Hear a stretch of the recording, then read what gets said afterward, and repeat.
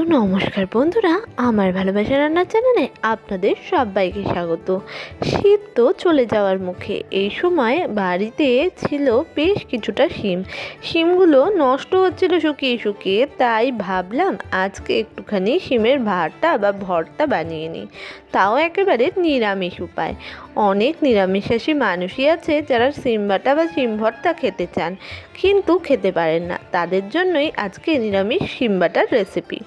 তো আজকে আমি এর জন্য নিয়ে নিয়েছি 350 থেকে 400 গ্রাম মতো শিম। সেগুলোকে সাইড বাই সাইড ছুলে ছোট ছোট টুকরো করে এইভাবে করে কেটে নিয়েছি। কথা বলতে বলতে আমার শিমগুলো কাটা হয়ে গেছে, ধুয়ে নিয়েছি। এবার আমি কড়াইতে দিয়ে দিলাম 1 কাপ মতো জল দিয়ে ছোট ছোট করে কেটে ধুয়ে রাখা শিমগুলো দিয়ে ওর মধ্যে দিয়ে দিলাম একটুখানি নুন দিয়ে ভালো করে জলের মধ্যে চুবিয়ে দিচ্ছি যাতে এটা ভালো করে সিদ্ধ হয়ে যায়। এরপর একটুখানি ঢাকা দিয়ে বেশ কিছুক্ষণের জন্য এটা সিদ্ধ হতে দিলাম।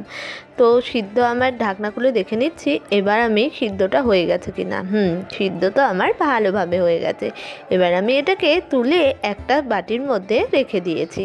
শিমের যে জলটা আছে ওটা ফেলে দেবেন না, ওটা ডাল বা অন্য সবজিতে কাজে লাগাবেন, প্রোটিনের কাজ করবে। এবার একটা মিক্সিং জার নিয়ে তাতে দিয়ে দিয়েছি কিছুটা সাদা সর্ষে, এই জায়গায় আপনি কালো সর্ষে দিতে পারেন। এবার দিয়ে দিয়েছি একটুখানি সাদা তিল, এই জায়গায় আপনি নারকেল বাটা বা অন্য কিছুও দিতে পারেন।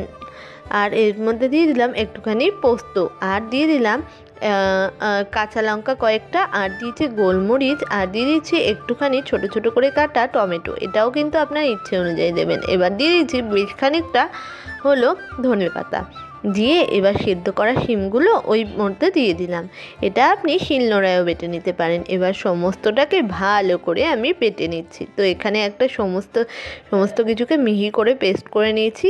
এবার ওই যে শিম সিদ্ধ করার কড়াইটা আছে ওটাকে শুকিয়ে ওর মধ্যে সর্ষের তেল দিয়ে কালো জিরে আর শুকনো লঙ্কা ফোড়ন দিয়ে দিয়েছি। এটা আপনি এইভাবেই করবেন, এইভাবেই কিন্তু এই রান্নাটা খুব ভাল লাগে।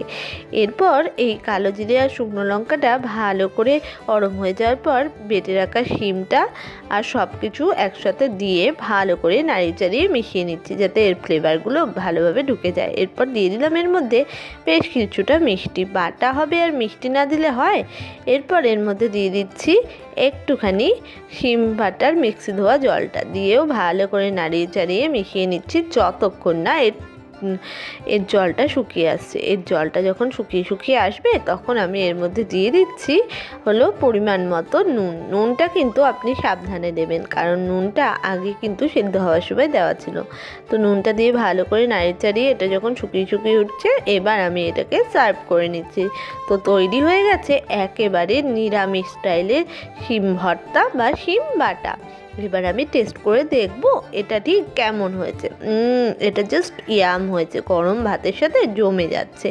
এই রকমই ভালো সহজ সরল রেসিপি দেখতে অবশ্যই আমাদের চ্যানেলটাকে সাবস্ক্রাইব করে পাশে থাকা বেল আইকনটাকে প্রেস করে দেবেন। ভালো থাকবেন।